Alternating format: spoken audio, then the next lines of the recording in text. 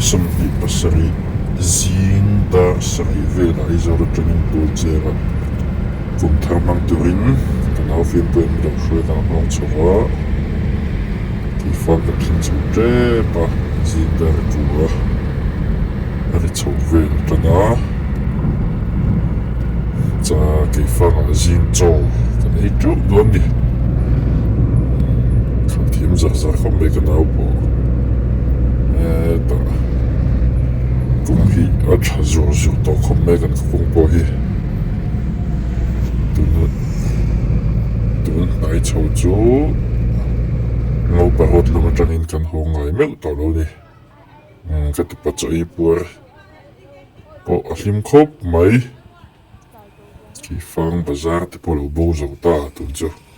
cũng liền đón bốc à cái tàn chuông ngà lùm khốp mấy mà son đón chuan thiếu chân khát thì đâu bầu thì ngay về son thì đâu ngay về chuyện á lúc cái chỗ đâu này masli cũng thằng cả tôi chơi GSA volleyball tournament anh huay ở ta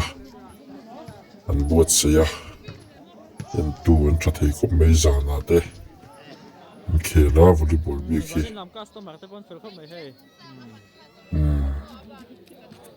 kan nau te kan nu te ho sum do na po lun kho mai an dor lui mai kum thar bong tur vai khut la nga da chho nga ya ka pu soi kim te bong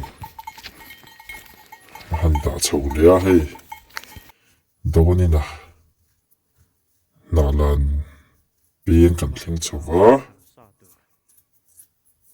hi kan khope kan lai pe na noi zo ko ki lai lo lang khi tol cheng to wa hop na lai tak khi tol cheng ani vai khat lang kan tlang le zar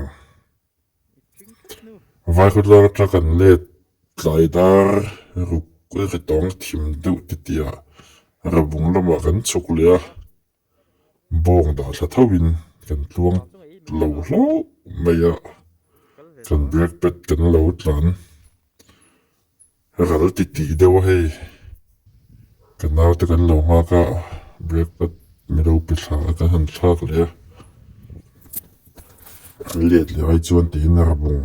chu kan tlang tha thawa zan dariat ta tre trong kan chu thak le hian ka han siam deuh neu chung ten kan del le me chun zan dar som pakhat vel som pa ni vel to ni ba kham lo a ala hel char char kum pi tha za moi ta ko do da ko moi du chu ko ngai du hei mo du he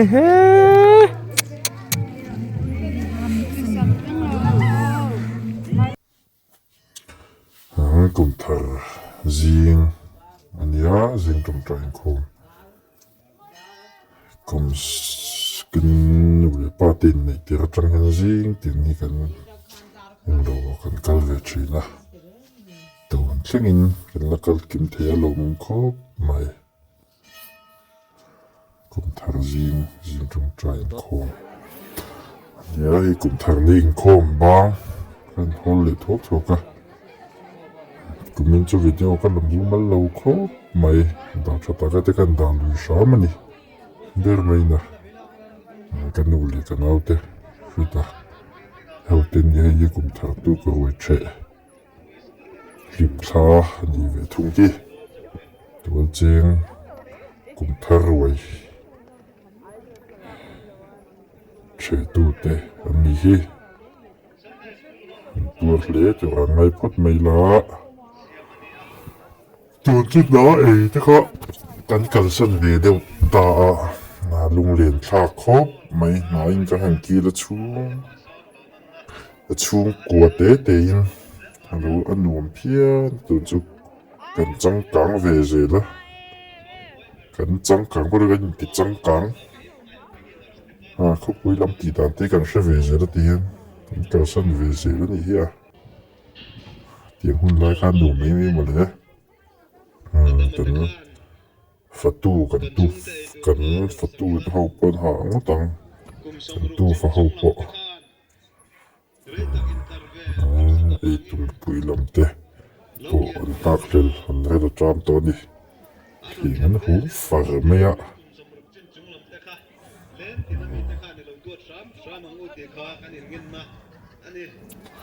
an siam tui khop mai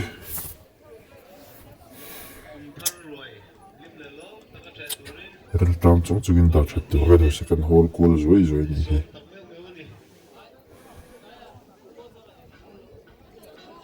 ka voice over hi ka voice over hi người khác cái núm tục lồ mấy thế thì mới đâu xuất hiện mấy đầu tuần trùng chứ anh còn đụng nuôi mấy sound cái miêu tả nó đâu được lâu đâu vào mình đâu xuất hiện sớm rồi nha tôi xem khối hi ở vực về hơn của bạn các bác sĩ mà để sáng bụi bộ nó bị ngộ khóc mày tôi lấy từ hàng ngày ăn đi bộ cũng thở rồi kia rồi thàn mua là cũng phải cần đón đi thàn nhiên chỗ thì cho rồi lâu lăng về chuyện đó chúng khát lên na chuyện rồi chạm mua mình làm sẵn ta thế rồi hiện thở về chuyện đó một cái lúc đó nè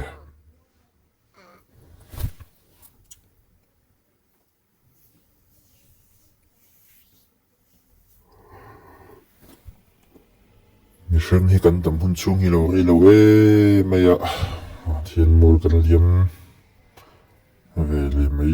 gì là sẽ xem cho đâu em muốn đi qua hiện cho nên tầm chung tối tiền mọi lần hi lâu lúc đó mấy chung qua chuyện rồi thế hay cái pi lệ bút han anh nhá cái bàn nụ lệ ba thế anh đi ba sang luôn à lệ pi lần về đi thế nhá cái bùi cho cái sự chơi tục mình là vậy cái pi rồi cho cũng sang đi xong bọc qua nghe xong đi cái mình bỏ ra xem nào dùng khóc mày tập bà bố đầu tiên là thôi thôi mày đâu bye bye về rồi thật lòng vào chỉ lại hôm nay hiền chuyện ruột chuyện trà u nào hệ khốt lâu thì mình sẽ tổ tắc tắc tu tế ăn ra là anh có hạt lạc chuyện khóc mấy tu năng hôn hít chuan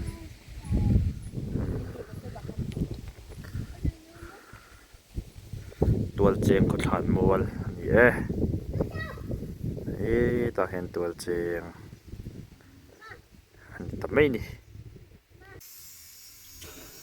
cái pasuite in get veli ka vasiam sak zoi vele buka pang park khoi nan yan hian kalom khop mai mi lo du saka in pon nei moi khop maya ni po lo dam chazel sila mi lo du saka varin kalom me mani an chung ko chunga hian par moi deu lo khoi ro se zawain lo dam chazel don ya video am lo klier saka kalom